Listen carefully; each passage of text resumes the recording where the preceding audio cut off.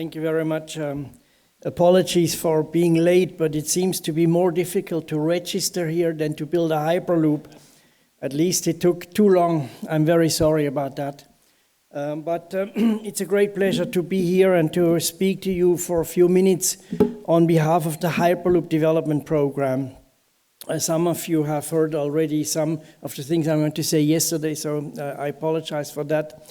But still, the Hyperloop development program is the nascent industrial representation of a nascent industrial sector. That's the main message. We talk about a new industrial sector which does not take anything away from any other industrial sector. It's a new opportunity, it's a new industrial sector, and it could be a very important contribution to the competitiveness of European industry or the industry of the country that will go first on Hyperloop.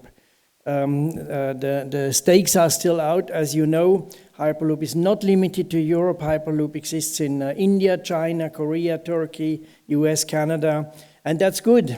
That's good that everybody's working on Hyperloop. But what is even better is that in Europe, the promoters and the companies work together. They pool their forces, they exchange data, and therefore, I think this is the main reason why at the moment Europe is still leading technologically on Hyperloop. And this leadership is what those who are present in the room need to defend. This leadership is not automatical, is not permanent, is not guaranteed. But at the moment, and I want to be very clear about this, at the moment Europe is still leading on Hyperloop. And whoever feels committed to Europe should feel committed to making Hyperloop a success in Europe, and then it will become a world standard and it will become an export product like Airbus. I know I'm promising a lot, but I think that Hyperloop could become a second Airbus. And I invite all of you to be part of this exercise. Now, why? Hyperloop ticks all the boxes. Hyperloop is faster, is cleaner, needs less energy, needs less land, is safer, is probably going to be cheaper than the existing transport modes that we have, or at least economic enough to make it a viable, privately financed infrastructure mode, a new infrastructure mode which could be fully privately financed. We believe in that. We still have to prove it, but we think it's possible. So Hyperloop is ticking all the boxes.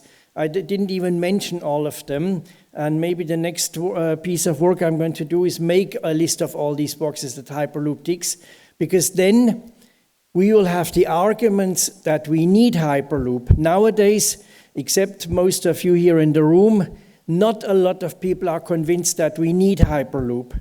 And this is the job we need to do. We need to build it, yes, that's true, and that's why a number of companies are doing very good work. But we need to sell it. We need to convince the political level. Why? Because infrastructure never, ever happens without political support. We need political decision-making, because otherwise a new system of infrastructure or a major innovation infrastructure will simply not see the light of the day. So the real task for the Hyperloop development program as the branch organization representing all its members is to convince the political level that we need Hyperloop.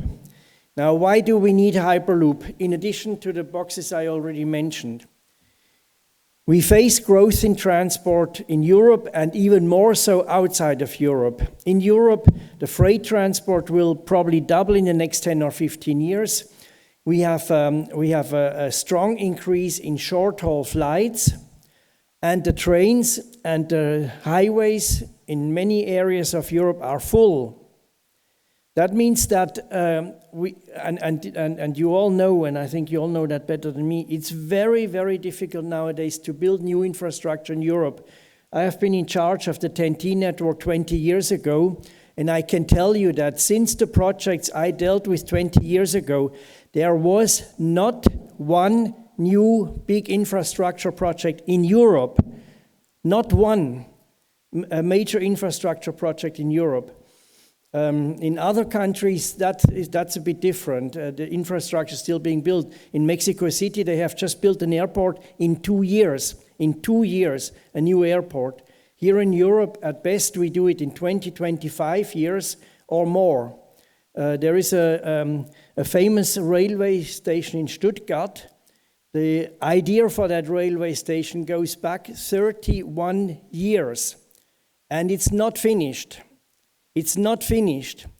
At that rate, the conventional infrastructure system will not keep up with the needs of European citizens, of the European economy, to actually grow and provide added value. Without infrastructure, in no country of the world, the economy does well. So Hyperloop is not just a nice idea, a nice technological toy. It's not. It's an absolutely necessary addition to the current infrastructure mix that we have, because we think that we can build it in an intelligent way. We can build it along existing transport corridors to a very large extent, and thereby make a lot of savings on time, energy, convincing people, and add an infrastructure that can definitely take up part of the increase in freight transport, that can offer a better transport solution for transporting people. And therefore, basically my message is we have to go out and we have to convince the political leadership of our countries and the population that it's not a nice toy, it's a necessity to build over the next 20 years Hyperloop. And let's be mindful, Hyperloop is the first and only real innovation in the transport sector since the airplane was invented 100 years ago. The first and only real innovation. And that means we have to defend it, we have to do it. So I invite you all to do it. Thank you. Thank you.